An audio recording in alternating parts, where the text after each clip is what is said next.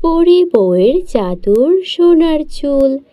এক ছিল গরিব জেলে, তার নাম ছিল কাদির। সারাদিন নদীতে মাছ ধরে কোনো রকমে সংসার চলত কাদিরের। কাদিরের দুই সন্তান ছিল, আলিফ আর মিম। তাদের মা মারা যাওয়ার পর কাদির ছিল খুবই দুঃখী। কাদির মাছ ধরতে গিয়ে একদিন জালে এক অপরূপ সুন্দরী পরীকে ধরে ফেলে।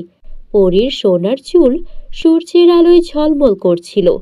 কাদির তখন আশ্চর্য হয়ে বলে, কে তুমি?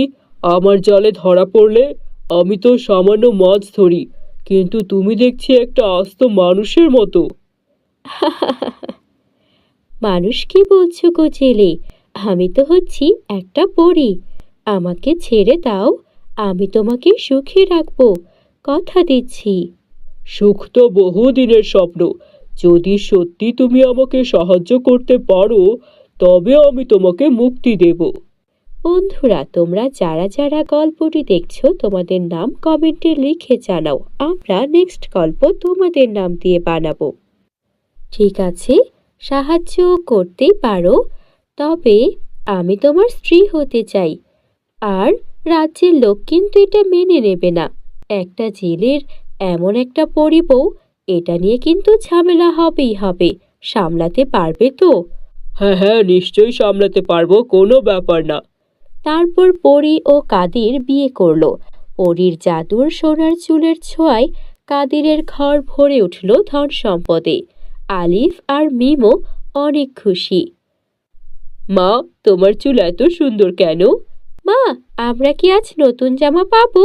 তুমি কি আমাদেরকে আজকেও নতুন জামা এনে দেবে?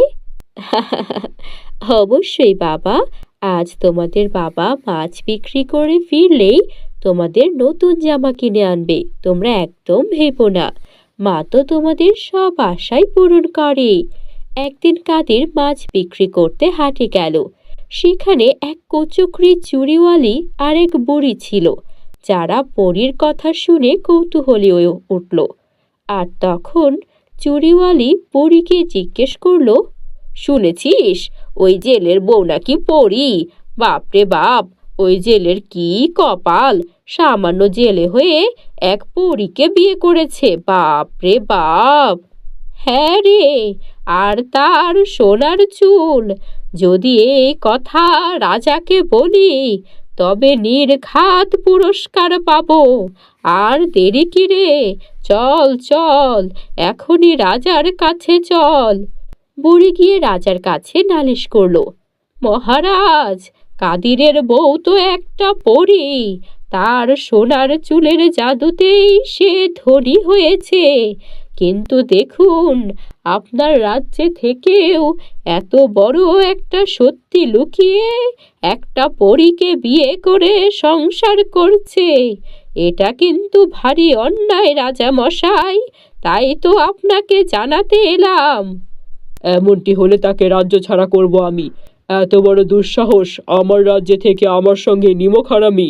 না না, এটা আমি কিছুতেই মেনে নেব না। রাজার আদেশে কাদির ও পরীকে রাজ্য ছেড়ে চলে যেতে হলো। পরী তখন কাদিরকে সান্ত্বনা দিয়ে বলতে লাগলো, ওগো, দুঃখ করো না, আমাদের ভালোবাসা আছে, আমাদের সন্তানরা আছে। এই রাজ্যে আমাদের জায়গা হয়নি তো কি হয়েছে? যেখানেই যাই, সোনার চুলের জাদু আমাদের সুখে রাখবে। কাদির ও পরী সোনালী নদীর তীরের এক নিরিবিলি গ্রামে বসতি গড়ল। সেখানে তারা মাছ ধরে ও পরীর জাদুর সোনার চুলের ছোঁয়ায় ফল ফসল ফলিয়ে সুখে শান্তিতে দিন কাটাতে লাগলো। বাবা, আমরা কি এই একই গ্রামে থাকবো? হ্যাঁ বাবা, এখানেই আমাদের নতুন জীবন।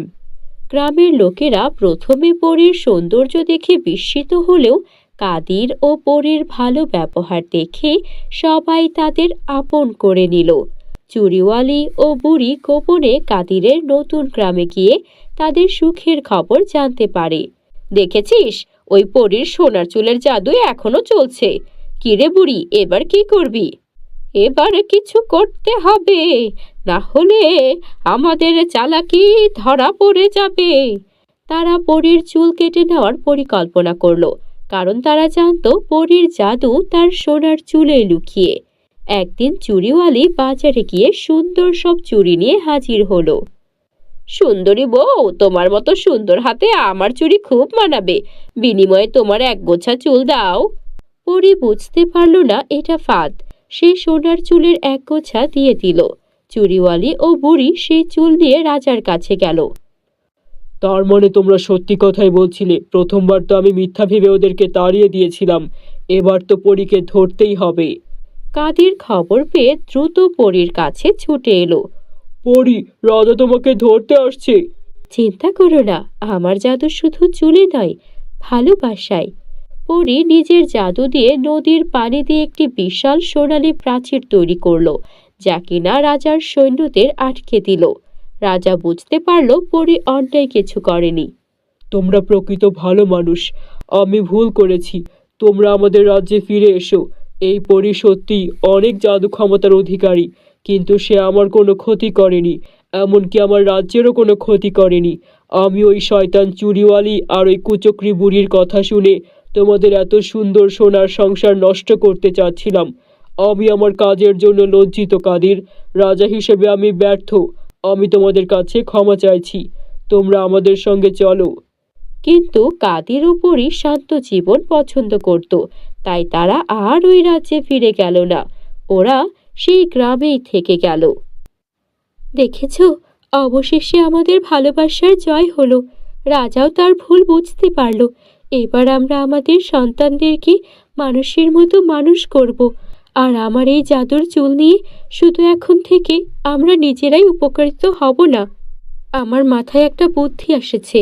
আমাদের গ্রামে অনেক গরিব, দুঃখী, অসহায় মানুষ আছে যাদের দুবেলা খাবার জোটে না। আমি যদি আমার চুল থেকে প্রতি মাসে অল্প কিছু করে সোনার চুল কেটে বিক্রি করি, বেশ ভালো টাকা পাওয়া যাবে।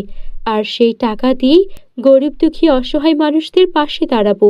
প্রতি মাসেই তো আমার চুল কিছুটা করে বড় হতেই থাকে, তাই অল্প করে চুল কেটে নিলেও কোনো সমস্যা হবে না। তুমি একদম ঠিক বলেছ। তুমি একটা পরী হয়েও কিভাবে আমার সঙ্গে মানিয়ে গুছিয়ে এই জেলের সংসারে চলছো, সত্যি আমি অনেক ভাগ্যবান। আর আমার সন্তানেরাও ভাগ্যবান তোমার মতো একটা সৎ, এমন বুদ্ধিমতী একটা মাকে পেয়েছে।